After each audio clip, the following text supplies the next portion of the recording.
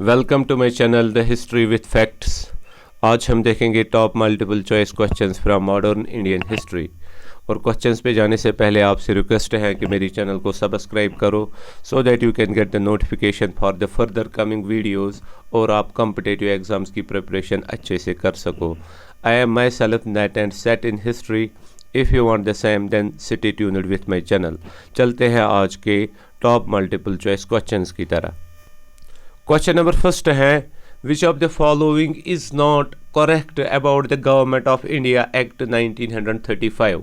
Is not correct, ये देखना है हमें, इसका ध्यान रखना है। 4 स्टेटमेंट्स दिए हुए हैं, उसमें हमें देखना है कौन सा वाला करेक्ट नहीं है about the government of India act 1935। पहला वाला स्टेटमेंट है the act introduced dyarchy at the centre. ये वाला स्टेटमेंट ट्रू है। इस एक्ट ने डायरकी सेंटर में इंट्रोड्यूस की। मीन्स के dyarchy means rule of 2, rule of governor general and his council और rule of elected popular ministry. B वाला स्टेटमेंट है the act transferred financial control from new Delhi to London. ये वाला statement wrong है, बल्कि इस एक्ट ने क्या किया, इसने ट्रांसफ़र किया financial control from London to New Delhi. ये वाला स्टेटमेंट रॉन्ग है। सी वाला स्टेटमेंट है the act enlarged electorate to 30 million and franchised 10% of Indian population. ये वाला स्टेटमेंट भी ट्रू है। डी वाला स्टेटमेंट है it provides responsible government with safeguards in the provinces. ये वाला स्टेटमेंट भी ट्रू है। सो ओनली बी वाला स्टेटमेंट इनकरेक्ट है। सो इस क्वेश्चन का आंसर आएगा option number 4 B only. Question number 2 है the statement on the government of India act 1935 that after all we framed the constitution of 1935 because we thought it the best way to hold India to the empire was made by। Question कहता है जो ये statement है कि act of 1935 को पास किया गया British government ने, क्योंकि ब्रिटिश गवर्नमेंट को लगा कि यही एक बेस्ट वे है कि हम इंडिया को अपनी ब्रिटिश एम्पायर के साथ होल्ड रख सकते हैं। ये स्टेटमेंट किसने दिया था, किस वाइस रॉय ने दिया था?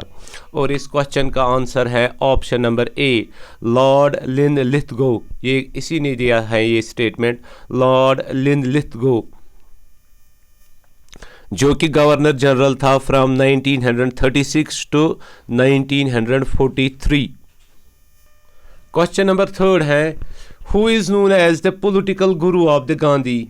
किसको political guru of the Gandhi कहा जाता है? और इस क्वेश्चन का आंसर है option number C Gopal Krishna Gokhale. Gopal Krishna Gokhale is the political guru of the Gandhi, क्योंकि गांधी की जो आइडियोलॉजी थी नॉन वायलेंस की, सेम आइडियोलॉजी थी गोपाल कृष्ण गोखले की, और गांधी इसको अपना पॉलिटिकल गुरु समझता था। क्वेश्चन नंबर 4 है which famine might be called more man made then an act of God.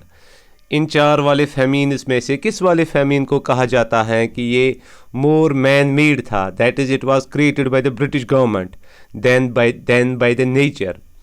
और इस क्वेश्चन का आंसर है option number A the great famine of Bengal 1942-43 में जो आया था, क्योंकि उस टाइम पे सेकंड वर्ल्ड वार चल रहा था और ब्रिटिश गवर्नमेंट ने इररेस्पॉन्सिबल अप्रोच अडॉप्ट किया टुवर्ड्स दिस फेमीन, क्योंकि वर्ल्ड वार सेकंड में उस वक्त फूड नीड थी फॉर द सोल्जर्स, और बंगाल को इसकी तरह ध्यान नहीं दिया ब्रिटिश गवर्नमेंट ने, इसीलिए इसको कहा जाता है this it was more man made then an act of God. Question number 5 है by which act slavery was abolished in India. Question कहता है जो स्लेवरी है जिसको एबॉलिश किया गया, किस एक्ट के द्वारा एबॉलिश किया गया? और इस क्वेश्चन का आंसर है the act V of 1843, act 4 of 1843। इसने स्लेवरी को एबॉलिश किया।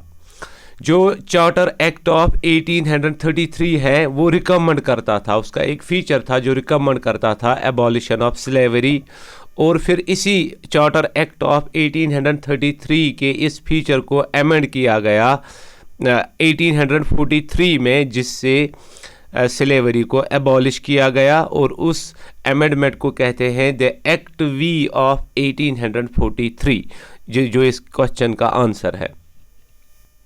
क्वेश्चन नंबर 6 है match the following correctly. 2 columns दिए हुए हैं, इनको हमें करेक्टली ज्वाइन अप करना है। एक कॉलम में न्यूज़पेपर्स हैं, दूसरे में है एडिटर्स, उन न्यूज़पेपर्स के एडिटर्स के नाम। ए वाला जो है न्यूज़पेपर्स वाले कॉलम में नवजीवन, इट्स एडिटर वाज गांधी, आई वाला पार्ट एडिटर वाले कॉलम में। बी है बॉम्बे दर्पण, इसका एडिटर था बाल शास्त्री जंभेकर। सी वाला है हिंदू पैट्रियट, इसका एडिटर था गिरीश चंद्रा घोष। डी वाला है अमृता बाजार पत्रिका, इसका एडिटर था तुषार कांत घोष। सो नवजीवन को आएगा गांधी, बॉम्बे दर्पण को आएगा बाल शास्त्री जंभेकर, हिंदू पैट्रियट को आएगा गिरीश चंद्रा घोष, अमृता बाजार पत्रिका को आएगा तुषार कांत घोष। और इस तरीके से इस क्वेश्चन का आंसर आएगा ऑप्शन नंबर फर्स्ट।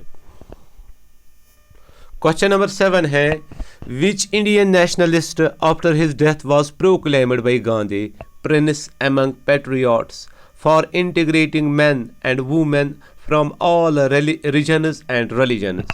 किस इंडियन नेशनलिस्ट को गांधी ने प्रोक्लेम किया कि वो प्रिंस एमंग द पैट्रियट्स हैं? क्यों? क्योंकि उसने इंटीग्रेट किए man and women from all regions and religions.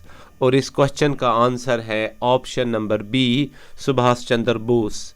Subhash Chandra Bose को गांधी ने कहा प्रिंस एमंग द पैट्रियट्स, क्योंकि जब उसने इंडियन आर्मी बनाई थी, इंडियन नेशनल आर्मी बनाई थी, उसमें उसने इंक्लूड किए थे man and women from all regions and religions of India, इसलिए गांधी ने उसको कहा था prince among the patriots. Question number 8 है the non cooperation movement led by Gandhi was opposed by. किसने नॉन कोऑपरेशन मूवमेंट को अपोज किया जब गांधी ने उसे लॉन्च किया? इस क्वेश्चन का आंसर है ऑप्शन नंबर सी, बिपिन चंद्र पाल। वो मूवमेंट्स पे बिलीव नहीं करता था, वो नॉन वायलेंट अप्रोच पर बिलीव करता था, वो एक एक्सट्रीमिस्ट लीडर था। बाकी भी थे, लाला लाजपत राय भी था, बाल गंगाधर तिलक भी था, लेकिन उन्होंने अपोजिशन नहीं की नॉन कोऑपरेशन मूवमेंट को। लेकिन बिपिन चंद्र पाल ने अपोजिशन की गांधी को for launching the non cooperation movement, जिसको लॉन्च किया गया जनवरी 1921 में in Nagpur session of 1920। Nagpur session 1920 में उसको अडॉप्ट किया गया और जनवरी 1921 को में उसको लॉन्च किया गया, और बिपिन चंद्र पाल ने उसकी अपोजिशन की थी। क्वेश्चन नंबर 9 है from among following who was not a president of Indian national Congress. इन 4 में से, जो कि इंग्लिशमैन थे, इन 4 इंग्लिशमैन से कौन सा वाला एक इंग्लिशमैन है जो कि president of the Indian national Congress के सेशन का नहीं रहा है? ऑप्शन ए जो है जॉर्ज यूल, ये था president of the Indian national Congress session of Allahabad 1888 में जो हुआ। बी वाला जो है हेनरी कॉटन, ये भी था president of the Indian national Congress at Bombay session of 1904। C जो है अल्फ्रेड वेब, ये भी था president of the Indian national Congress at Madras session of 1894। और डी वाला ऑप्शन जो है चार्ल्स एफ एंड्रयूज, ये नहीं था president of the Indian national Congress किसी भी सेशन का। सो इस क्वेश्चन का आंसर आएगा Charles F Andrews. Question number 10 है the system under which peasants of Champaran were forced to produce indigo in 3/20th part of their land was.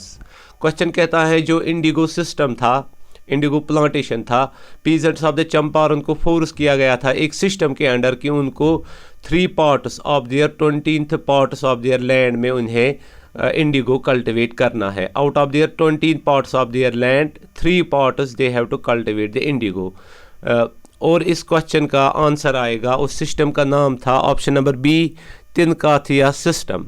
तिनकाथिया system के under Champaran peasants को force किया गया था कि उन्हें 3rd portion of their land में indigo cultivate करना है। इसका उस सिस्टम का नाम है तिनकातिया सिस्टम।